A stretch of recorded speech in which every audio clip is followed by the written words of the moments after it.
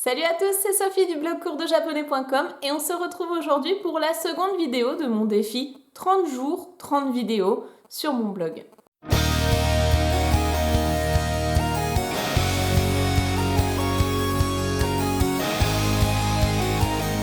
Aujourd'hui, je voudrais déjà vous parler de la langue japonaise d'un point de vue général, en m'adressant principalement aux grands débutants. Alors déjà, savez-vous combien il y a de systèmes d'écriture en japonais ? Chez nous, en français, nous n'avons qu'un seul alphabet, c'est ce qui nous permet d'écrire absolument tous les mots de la langue française. Sauf que au Japon, on n'a pas un, ni deux, mais bien 3 systèmes d'écriture différents. Et c'est ce qui fait en général un petit peu peur quand on commence le japonais. On a d'abord 2 alphabets syllabaires qui s'appellent les hiragana et les katakana. Je reviendrai en détail sur eux dans les 2 prochaines vidéos, c'est-à-dire celles de demain et d'après-demain.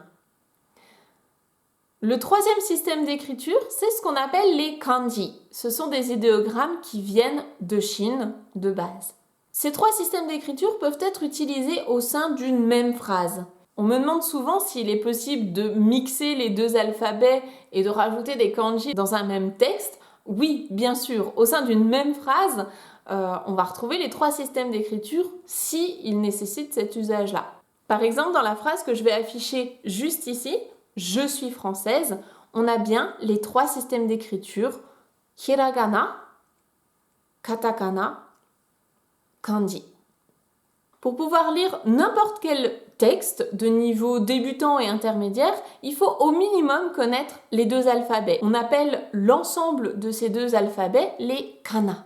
Mais saviez-vous qu'au départ, en fait, les Japonais, ils n'avaient pas de système d'écriture. C'était une langue qui était uniquement transmise à l'oral.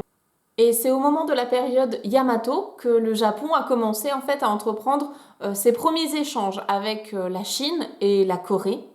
Et c'est à ce moment-là que les Japonais ont intégré les idéogrammes chinois à leur système d'écriture. En fait, ils ont importé ça de base de la culture chinoise. Au départ, ces idéogrammes n'avaient qu'une valeur phonétique.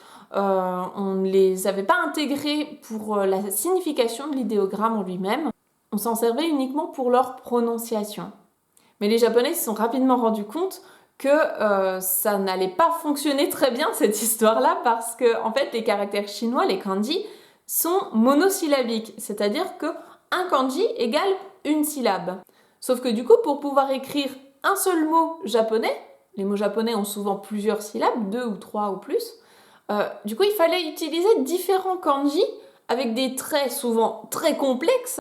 Du coup, c'était pas franchement une tâche aisée. Donc ce qu'ils ont fait, pour rendre le procédé plus facile, en fait, ils ont d'abord simplifié les kanji en réduisant leur nombre de traits, et puis ils ont décidé de sélectionner uniquement quelques caractères qui pourraient couvrir tous les sons de la langue japonaise. Et tadam, c'est ce qui donna naissance en fait au hiragana, donc le premier alphabet syllabaire qu'on utilise encore à l'heure actuelle en japonais. Dans un premier temps, les hiragana, ils étaient plutôt utilisés par des femmes dans des écrits littéraires. Et puis peu de temps après, on a fait la même simplification avec les katakana, qui eux étaient beaucoup plus utilisés par les hommes, puisqu'il s'agissait de pouvoir lire des écrits religieux ou scientifiques en provenance de Chine principalement. C'est pour ça qu'on dit parfois, même encore à l'heure actuelle, que les hiragana c'est l'alphabet des filles et les katakana c'est l'alphabet des garçons, surtout que les hiragana sont un peu plus doux et ronds et que les katakana sont assez anguleux et un petit peu plus dynamiques.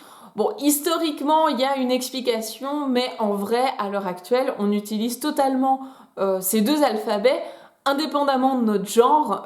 Toute la population japonaise utilise les 2 alphabets. On verra comment les utiliser demain pour les hiragana et après-demain pour les katakana. Sur ce, je vous souhaite une très belle journée et puis à demain. Matane, bye bye.